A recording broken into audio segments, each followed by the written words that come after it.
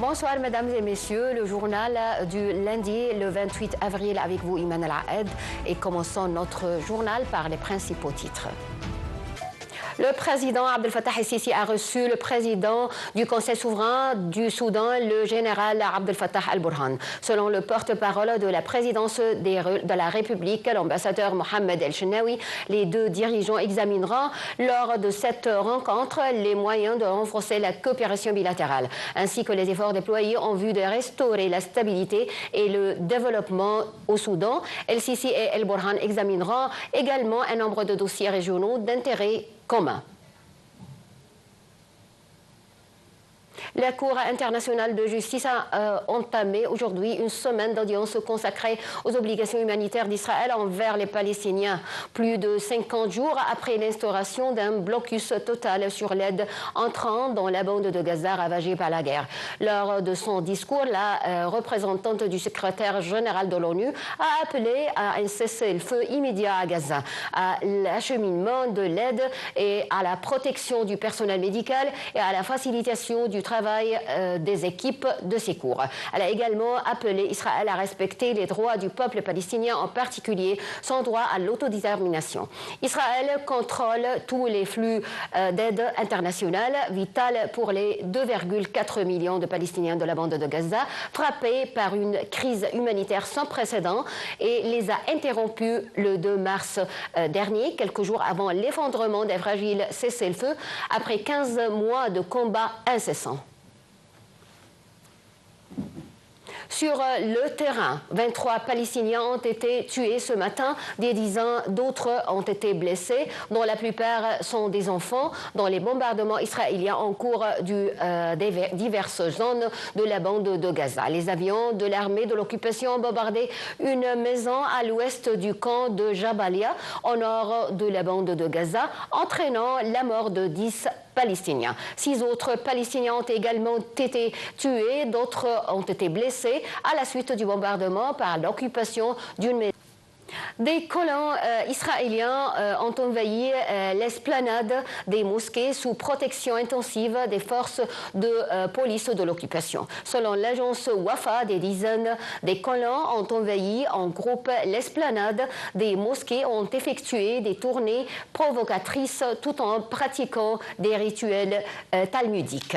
L'agence palestinienne a ajouté que la police de l'occupation a intensifié ses mesures militaires dans la ville et la mosquée d'Al-Aqsa et ont imposé des restrictions à l'entrée des Palestiniens. D'autre part, une centaine d'élèves palestiniens ont souffert de l'asphyxie après avoir envahi du gaz toxique tiré par les forces d'occupation israéliennes dans la ville d'Al-Khader au sud de Beth Lahia. Les forces d'occupation israéliennes ont également pris l'assaut la ville de Jabal el-Mokaber au sud de Jérusalem occupée.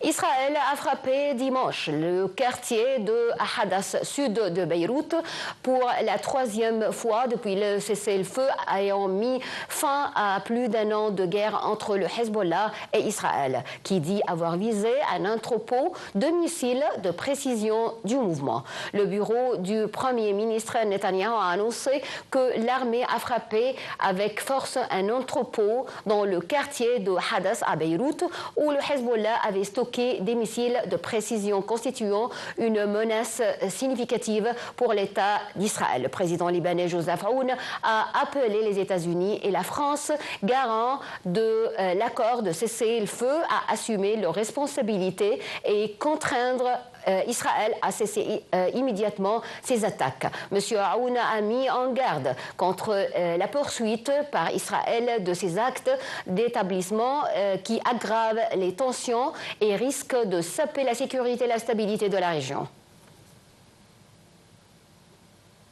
Au Yémen, les Houthis ont affirmé lundi que des frappes américaines avaient visé un centre de détention de migrants à Saada, leur fief dans le nord du pays, faisant au moins 68 morts et 40.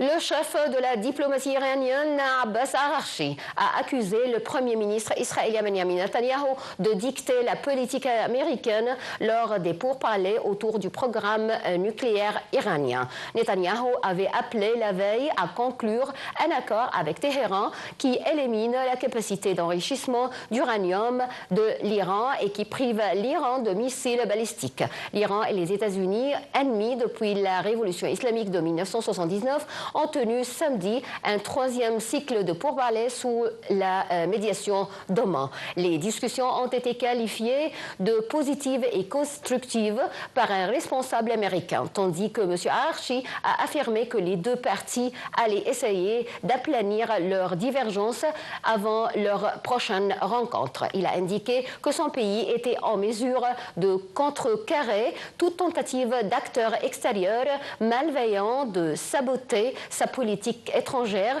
ou de lui dicter sa ligne conduite. La Corée du Nord a pour la première fois reconnu avoir envoyé des troupes en Russie et qu'elles avaient aidé Moscou à reprendre aux Ukrainiens les zones de la région russe de Koursk dont ils s'étaient emparés. Vladimir Poutine remerciant de son côté Kim Jong-un pour cet exploit, l'agence de presse d'État KCNA a expliqué lundi que ces sous-unités des forces armées nord-coréennes avaient participé aux opérations de libération des zones de Koursk occupées, assurant que l'effort de guerre de ces militaires s'était conclu victorieusement. Cette confirmation nord-coréenne du déploiement de troupes en Russie survient après que Moscou a revendiqué la reprise complète de la région frontalière de Koursk, Kiev qualifiant en revanche fausse et de propagande cette annonce. La Russie a posé aujourd'hui comme condition préalable aux négociations avec l'Ukraine la reconnaissance internationale de son action de la Crimée et de 4 autres régions. Donald Trump ayant dit croire Volodymyr Zelensky prêt à renoncer à cette péninsule malgré des dénégations du président ukrainien.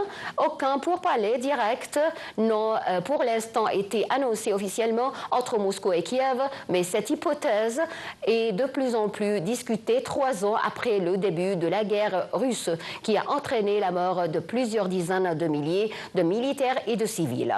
Le chef de la diplomatie russe, Lavrov, déclarait que la reconnaissance internationale de l'appartenance de la Crimée de Sébastopol, le grand port de cette presqu'île, de la République populaire de Donetsk, de la République populaire de Lugansk, de la région de Kherson et de cette de Kazborji à la Russie est impératif. Le Kremlin a répété être prêt à entraîner un processus de négociation avec l'Ukraine sans condition préalable pour parvenir à une issue pacifique. Le président russe Vladimir Poutine a remercié le dirigeant nord-coréen Kim Jong-un pour l'exploit des combattants nord-coréens qui ont lutté pour la Russie contre les forces ukrainiennes dans la région russe de Koursk, que Moscou affirme avoir entièrement libéré. Le Kremlin a fait l'éloge lundi de l'héroïsme du haut niveau d'une formation spéciale et du dévouement des soldats coréens qui ont pris une part active dans les combats dans la région de Koursk. Samedi, le chef d'état-major de l'armée russe, Valery, avait assuré que la Russie avait entièrement repris la région de Koursk où les forces ukrainiennes avaient pénétré en août 2024, y occupant encore jusque-là quelques poches. L'Ukraine a cependant affirmé hier que ses forces poursuivaient les combats en territoire russe. La tension reste vive entre l'Inde et le Pakistan, dont les soldats ont échangé des coups de feu dimanche pour la 3e nuit consécutive depuis un attentat meurtrier au Cachemire malgré les efforts diplomatiques. Les détails avec Shams Nami. Les relations entre New Delhi et Islamabad sont retombées au plus bas depuis que mardi un groupe armé a tué 26 civils à Pahalgam, dans la partie sous administration indienne du territoire contesté. Sans attendre de revendications, l'Inde a imputé au Pakistan la responsabilité de cette attaque, la plus meurtrière visant des civils commise dans la région à majorité musulmane depuis l'an 2000. Le Pakistan ne cesse depuis de démentir toute implication. Son premier ministre Shehbaz Sharif s'est dit prêt samedi à participer à une enquête neutre pour le prouver. Dimanche, Islamabad a renvoyé l'aval à New Delhi, rapportant avoir tué 54 militants qui tentaient d'entrer sur son sol depuis l'Afghanistan. L'armée pakistanaise a pointé du doigt des maîtres étrangers de ses assaillants.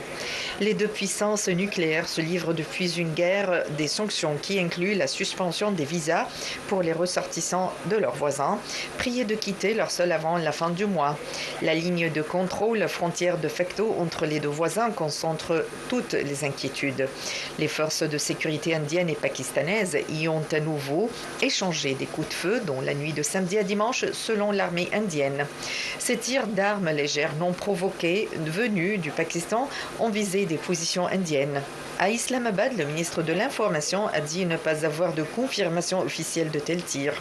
Dans cette ambiance de poudrière, l'ONU a appelé à la retenue maximale les deux pays qui se sont déjà livrés 3 guerres depuis leur partition meurtrière en 1947. L'Égypte a exprimé ses sincères condoléances et sa solidarité avec le peuple et le gouvernement canadien à la suite du tragique accident survenu à Vancouver qui a fait de nombreuses victimes et blessés. L'Égypte a affirmé dans un communiqué publié par le ministère des Affaires étrangères son soutien au Canada dans ces circonstances critiques, exprimant ses vœux de prompt rétablissement aux blessés. Rappelons que la ville de Vancouver, dans l'ouest du Canada, a été le théâtre d'un accident lors d'un festival populaire faisant 11 morts et des dizaines de blessés. Fin de notre journal. Merci, mesdames et messieurs, et à tout à l'heure.